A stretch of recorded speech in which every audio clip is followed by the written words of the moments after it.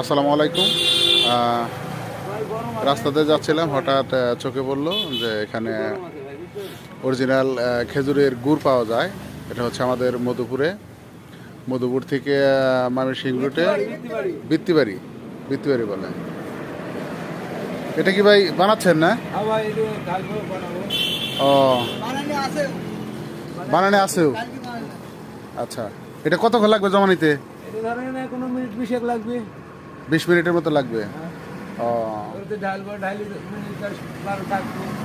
এটা ঢালার জন্য এখানে মাটির পাত্র রাখা আছে, মাটির সরা বলে। এখানে ডালে অরিজিনাল খেজুরের রস এখানে সরবরাহ করে তারপরে গুড় তৈরি করে।